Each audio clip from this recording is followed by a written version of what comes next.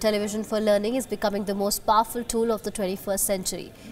Dr. Shahid Rasool, the director of Commonwealth Educational Media Center of Asia, spoke about how television is changing the face of education in South Asian countries. Take a look.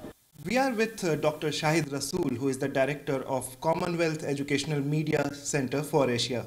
So, sir, you have vast experience of working with educational television, and now you are the director as well.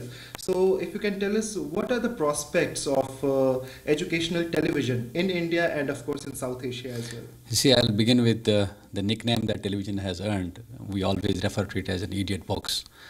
That's probably because we see a lot of the idiocy on television rather than watching the educational television programs or educational programs on television. Nonetheless, television has made a significant contribution in educating the country. I mean, be it health programs, be it hygiene programs, be it your nutrition programs. I mean, they have been very successful.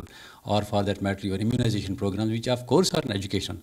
But when we talk of the school and the higher education or tertiary education, we have not taken television that seriously, though India has a distinction of being among the first countries. In 1984, way back, we started what was called UGC's countrywide classroom on television, on Doordarshan.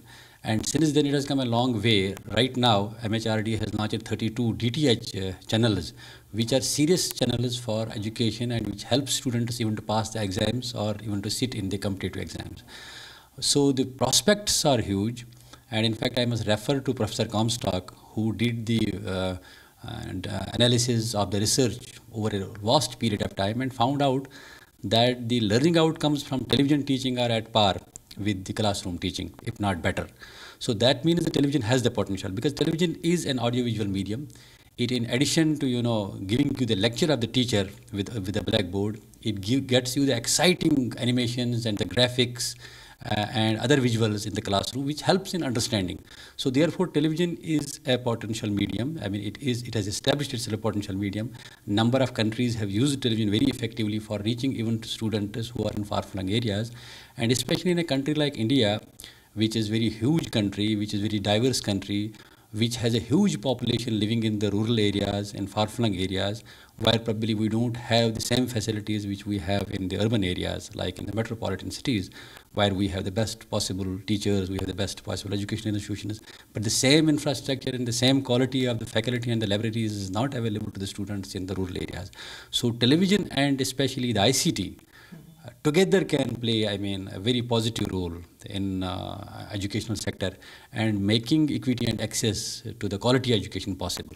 So how has been the transformation so far? You have been working in the same field for 24 years. So if you can tell us that, how do you see that India and South Asian countries, especially Bangladesh and Pakistan, how it has transformed in these years? And if we can talk about the potentials, then also what have been the results so far? How have we grown in the field?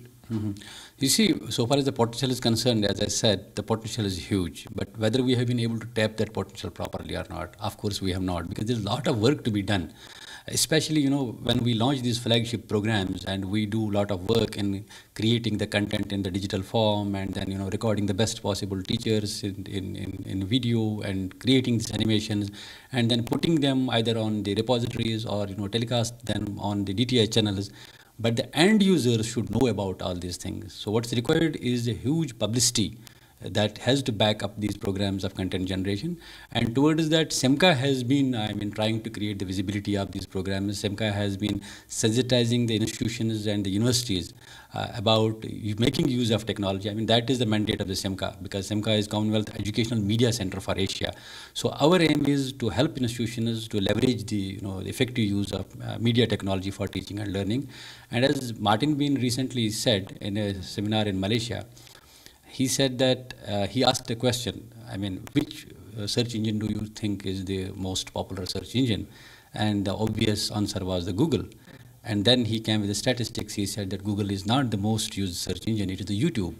And then he asked the next question, why is it that the YouTube is the most search engine, and the most used search engine, the highest used search engine these days, is because YouTube hosts videos where you say how to wear a tie, how to change a tire, how to make a soup, how to replace your kneecap, from surgery to the ordinary things.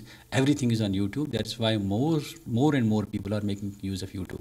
So that demonstrates that television has the potential of being an effective medium for teaching and learning, and that is what SEMCA is trying to do in whole of Commonwealth Asia, especially in India, because we are in Delhi, to help institutions to know how technology can be used and then develop the policies and the practices for use of the media technology for teaching and learning.